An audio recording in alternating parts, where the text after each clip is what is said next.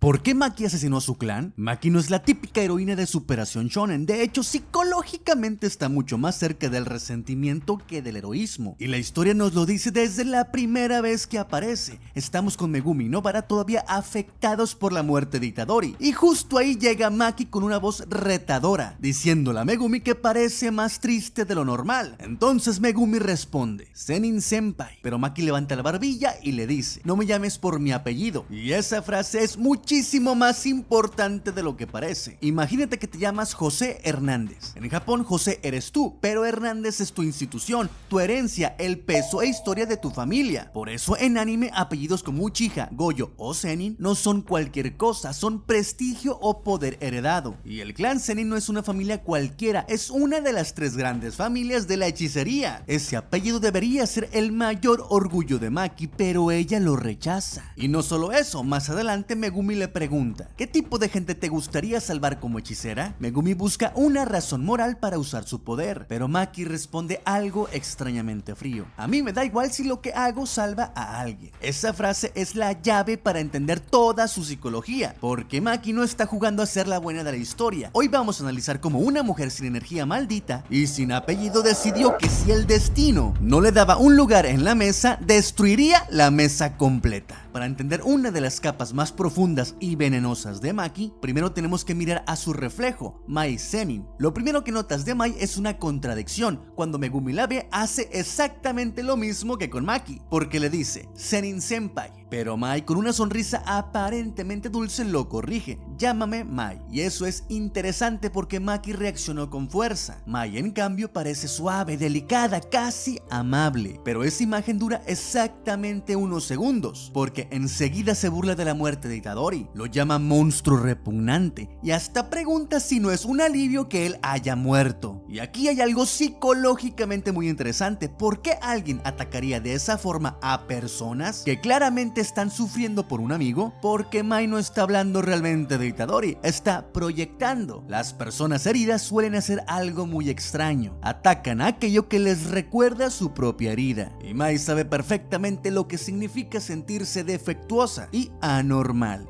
Pero la situación se vuelve todavía más tensa cuando Nobara, sin darse cuenta, toca una herida enorme. Le dice, creí que se parecían, pero no es así. Maki es 100 veces más linda. Y la gemela dulce y sonriente desaparece. Por eso Mai le apunta con un arma, porque Nobara acaba de tocar una inseguridad mucho más profunda de lo que parece. Pero aquí es donde la escena se vuelve aún más interesante, porque Maki interviene y Mai le dice, eres tan insignificante que ni siquiera noté tu existencia. Pero Maki le responde, eres tan insignificante como yo. Por eso Mai le reclama que al menos ella tiene energía maldita, y Maki le recuerda que para el mundo de la hechicería las dos son vistas como defectuosas. Y entonces llega probablemente una de las frases más tristes y crudas que dice Maki, las dos somos igual de patéticas. Aquí empezamos a entender que mientras que Mai discute por ver quién es menos peor, Maki es una persona franca que aunque la verdad duela, lo dice. Aunque todavía no lo sabemos por completo, Maki y Mai son el mismo dolor con respuestas distintas, donde una pelea mientras que la otra se resigna, pero ambas vienen de donde mismo. Y justo cuando la tensión baja, llega la frase que nos revela por completo la motivación de Maki. Nobara le pregunta algo bastante lógico, si no tienes energía maldita, ¿por qué sigues siendo hechicera? Y Maki responde algo que rompe por completo con la imagen clásica del héroe, por puro despecho, y remata, ya quiero ver qué cara pone la familia que tanto me menospreció cuando me vuelva una hechicera importante. Y ahí Maki empieza a sentirse como una persona, porque Jujutsu Kaisen vuelve a hacer algo que hace muchísimo. No nos presenta personajes moralmente perfectos, nos presenta personas heridas, y la convicción de Maki nace de algo muchísimo más humano, el resentimiento, ese deseo de demostrarle algo a quienes te hicieron sentir pequeño, y quizá por eso Maki se siente tan peligrosamente real. Hasta este punto hemos entendido varias cosas de Maki, su resentimiento, su obsesión por demostrar algo y la relación rota con Mai, pero ¿Maki realmente fue tan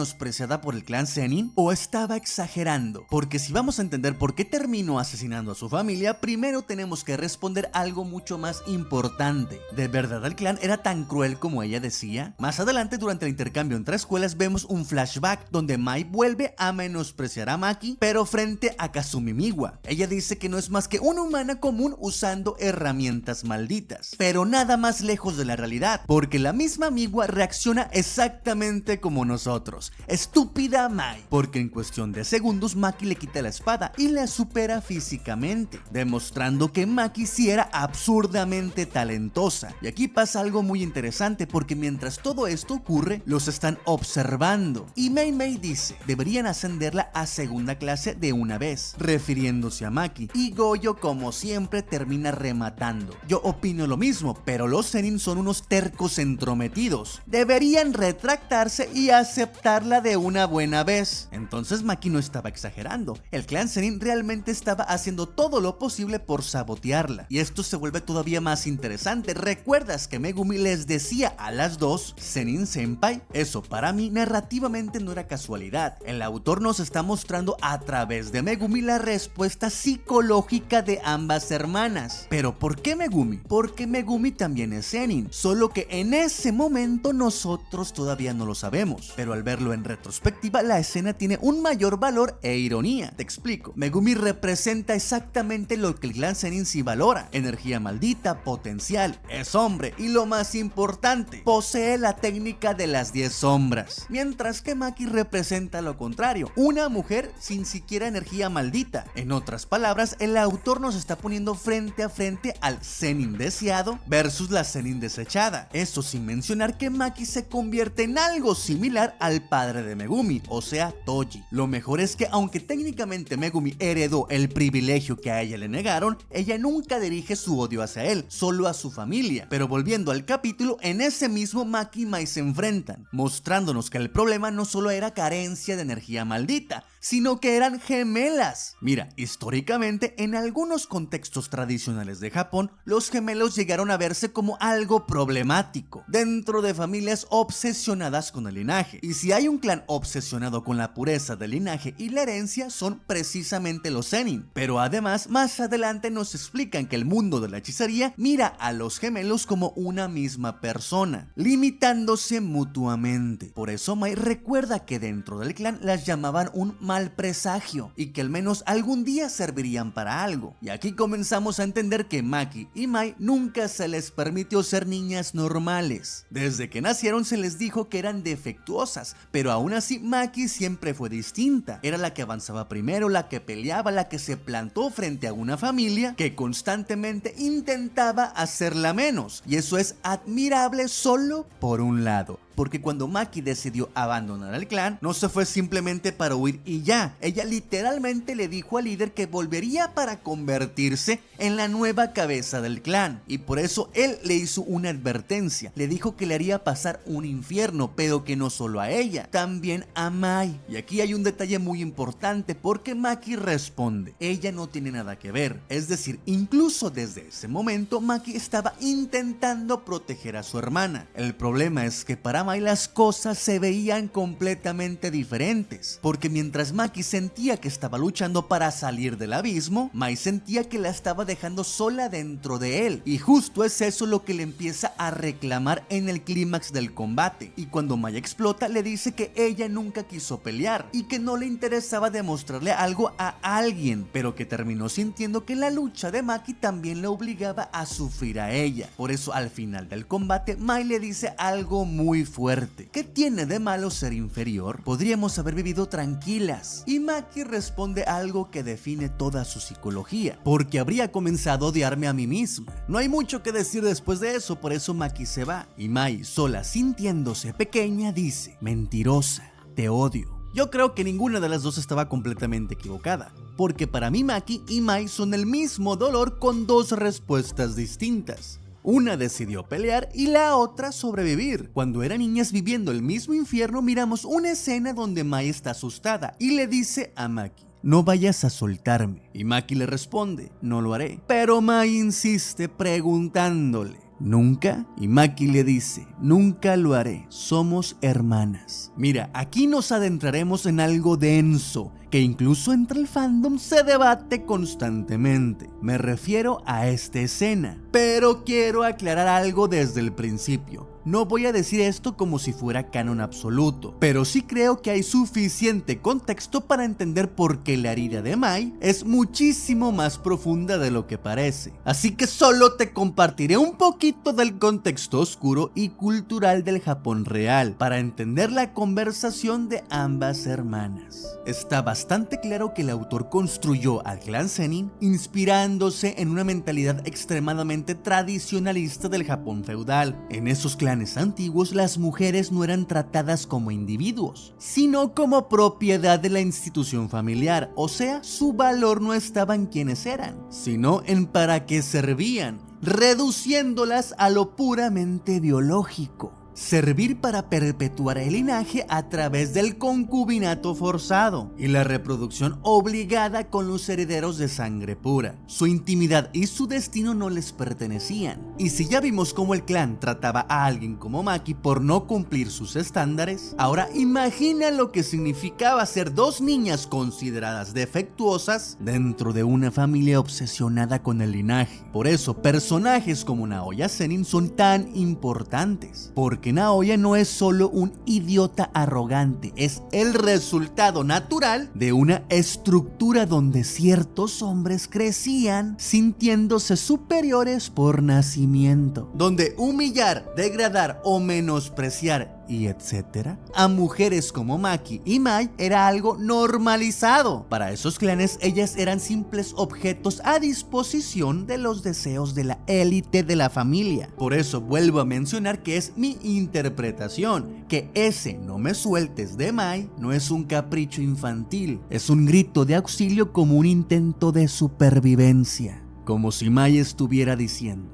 si me dejas sola aquí, no voy a poder soportar todo esto. Por eso creo que para Mai, Maki no era solamente su hermana, ella representaba su único refugio, alguien con quien compartir el dolor, haciendo soportable vivir dentro del clan. Porque cuando Maki decide abandonar el clan para hacerse fuerte, Maki siente genuinamente que está peleando por las dos. Pero Mai lo vive completamente distinto. Para ella no es un acto de superación, para ella es abandono. Y que incluso más adelante miraremos el trato de los mismos padres hacia ellas. Dejar a tu hermana en un lugar llena de monstruos, eso te cambia la psicología para siempre, te endurece o te rompe. Y para entender a la Maki fría, agresiva y brutalmente exigente del inicio de Jujutsu Kaisen, tenemos que hablar de Yuta Okkotsu, porque cuando Yuta llega a la escuela está completamente perdido, asustado, algo sumiso, deseando incluso su propia muerte, y lo primero que Maki le dice al verlo es algo increíblemente agresivo: ¿sufriste acoso escolar? ¿Por qué te haces la víctima si tienes un guardaespaldas? Esto es cruel que hasta sus compañeros la detienen, pero si venimos de entender el infierno del clan Zenin, la escena empieza a tomar sentido, porque Maki no está viendo solamente un chico asustado, está viendo algo que psicológicamente le resulta insoportable, alguien con poder que se está rindiendo. Maki creció en un lugar donde ser débil significaba ser humillada, menospreciada y lo más fuerte, vulnerable, y todo frente a personas mucho más crueles que tú. Y entonces aparece Yuta, un chico que tiene una maldición de clase especial protegiéndolo, o sea, la capacidad de aplastar a cualquiera, y aún así él quiere desaparecer, se rinde, y creo que eso desespera profundamente a Maki. No logra entender cómo alguien con la posibilidad de pelear puede querer quedarse en el suelo. No estoy diciendo que la obra confirme todo esto literalmente, pero psicológicamente la reacción de Maki empieza a sentirse mucho más lógica, porque a veces las personas más heridas son también las más duras con otros, porque entienden que si no peleas por ti mismo, nadie lo hará. Y luego llega Sugorogeto y le dice a Maki como el fracaso del clan Zenin. Eso provoca que después Maki le comparta parte de su historia a Yuta. Ella le cuenta que era terrible vivir con su clan, tenían comida terrible, cuartos pequeños y ancianos deambulando por doquier. Lo interesante es que Yuta le lanza lanza la misma pregunta que Nobara. Entonces, ¿por qué sigue siendo hechicera? Y Maki responde, porque soy muy rencorosa. Haré llorar desconsolados a todos cuando vuelva a casa convertida en una gran hechicera. Y aquí pasa algo que Maki no se lo esperaba, que Yuta le dice algo increíble. A mí me gustaría ser como tú, fuerte, perseverante, alguien que nunca se rinde. Pero justo ahí la historia nos cachetea con un recuerdo de Maki. Es su madre diciéndole, desearía no haberte dado a luz, eres la vergüenza del clan Zenin. Y luego le dice a los demás, escuchen, no pueden acabar como Maki. Toda una vida escuchando que estaba defectuosa y de pronto aparece alguien diciéndole exactamente lo contrario, que quiere ser como ella. Incluso Yuta al final le dice, si necesitas ayuda para destruir al clan Zenin o algo así, dime. Maki lo llama tonto diciéndole que no tendría sentido si no lo hace ella sola, pero cuando sale del aula se sonroja. Es la primera vez que alguien la mira y le dice que siente admiración por ella, pero aún no puede aceptar todo eso ya que tiene una deuda pendiente, porque una vez que Maki llega a la residencia del clan, la recibe nada más y nada menos que Naoya Zenin, el hijo de Naobito, el antiguo líder de clan. Naoya es la viva imagen del resultado de la cultura ultra tradicionalista y es quien recibe a Maki diciéndole basura y rematando con esto, no puedes usar brujería ni ver maldiciones y perdiste tu única cualidad, tu cara, no le importas a nadie en lo más mínimo. Y no solo eso, sino que le dice, ¿quieres que juegue contigo como antes? Maki se da la media vuelta y se va directamente hacia la bóveda del clan, pero de repente la voz de una mujer se escucha y le dice que no puede entrar. Pero además de entrar a la bóveda, entraremos a lo más crudo del video, porque la señora insiste, gritándole y diciéndole algo sumamente cruel. Haz que por lo menos una vez me alegre de haberte parido, Maki. Maki continúa, abre la bóveda y se sorprende porque frente a ella está su padre. Y la obra nos explica que el mismo padre propuso un plan donde con sus propias manos iba a matar a Maki y así poder quedar bien con los altos mandos y probarles que el clan Zenin es de confianza. Y ahora están frente a frente, pero a un lado en el suelo se encuentra Mai herida. Pelean y en un instante derrotan a Maki. Mientras el padre las arrastra, comienza a reprocharles que él no fue elegido como jefe del clan solo por la calidad de su descendencia. Por culpa de que ellas fueron sus hijas, no pudo ser líder, y como si fueran costales de basura, las arroja a una sala llena de maldiciones de segundo grado. El padre se da la media vuelta diciendo, me despido de la peor desgracia de mi vida. Mai se acerca para comprobar si Maki sigue viva, y una vez que lo hace, la obra nos transporta a otro lugar, a uno cerca del mar, donde Maki despierta, y a un lado está Mai explicándole que ya debería de saber en qué consiste su técnica, pero que no puede crear cosas muy grandes o complejas. Le dice que está herida y que pronto morirá al crear algo. Se levanta y mientras se dirige al mar dice, ahora deberás arreglártela sola. Maki intenta detenerla, pero Mai comienza a explicarle que al ser gemelas, el mundo de la hechicería los mira por igual, como un individuo, que aunque intente entrenar hasta vomitar, no podrá superarse porque ellas son uno, y mientras que Mai no quiera ser más fuerte, Maki no podrá hacerlo. Mientras yo exista, tú siempre estarás incompleta. La música se eleva, es como un canto solemne,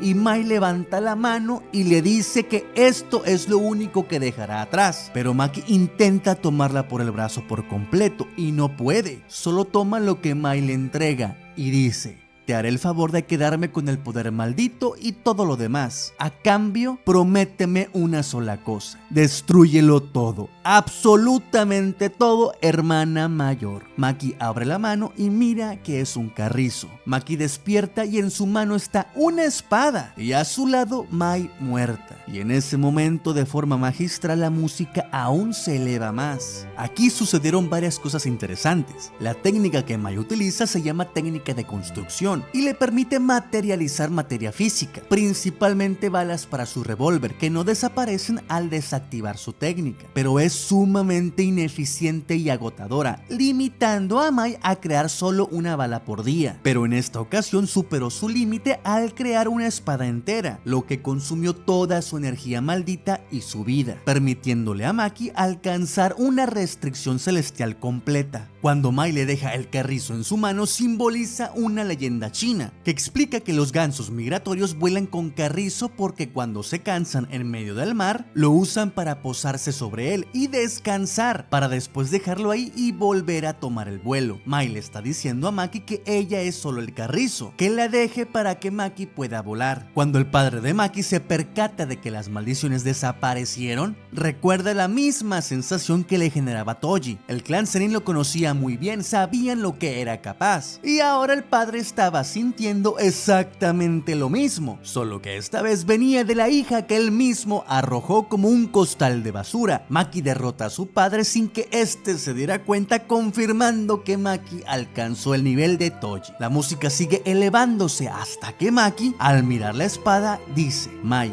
comencemos. Y la música se detiene de golpe. Maki comienza con la unidad Kukuru, la rama más baja del clan Zenin. Los elimina y luego llegan los Hei, la organización más poderosa del clan. Al derrotarlos llega el capitán de los Hei, Naoya Zenin, diciendo de forma sarcástica: ¡qué cruel! ¿Acaso no tienes corazón? Y Maki le dice: no, me lo arrancaron. Maki termina con él y se dirige a buscar a su mamá, la misma mujer que le dijo que desearía jamás haberla parido. Y cuando Maki llega le pregunta: ¿por qué me dijiste que regresara en ese momento? La madre no entiende de qué habla. Maki levanta la espada y le corta el cuello. No la mata, pero la deja al borde de la muerte. Y entonces pasa algo que nadie esperaba. Naoya no está muerto, se está arrastrando de regreso a la casa. Y la madre de Maki, con la última fuerza que le queda, toma un cuchillo y lo apuñala por la espalda, para después morir encima de él. Y en su mente, antes de morir, podemos ver que ella dice: me alegra haberles dado la vida. Una mujer que se sometió toda su vida a la ideología del clan para sobrevivir, que le dijo a su hija que desearía jamás haberla parido, en su último acto parece sentirse orgullosa. Yo creo que a veces el amor no se parece en nada al amor. Mai Zenin crea una réplica de la espada de Toji, que es una herramienta maldita que corta directamente el alma de los objetivos, ignorando la resistencia física y anulando la curación por técnica maldita inversa. Maki, al derrotarlos con esa espada, simboliza algo mucho más profundo que una simple venganza, porque está cortando el alma de la institución que le arrebató la suya. El clan Zenin le quitó su dignidad, su infancia y finalmente le quitó a Mai. Por eso creo que es simbólico en que termine usando una espada que corta almas, y que el monstruo que destruyó el clan fue creado por el propio clan. Y quizás lo más trágico de todo no es que Maki haya cumplido su promesa, sino que hay un recuerdo. Antes de entrar a la bóveda, la obra nos transporta a cuando Maki le pidió a Megumi que aceptara ser el nuevo líder del clan. Él se negó y le dijo que se encargara ella, que le cede el honor, pero Maki sabía que eso no funcionaría y le dice: aún no podría crear un lugar seguro para Mai dentro del clan. Megumi aceptó, Maki destruyó el clan, cumplió la promesa, pero la única persona con la que prometió no soltarse ya no estaba ahí para verlo. Te muestro dos caminos: entender a Oi Todo o a Kento Nanami.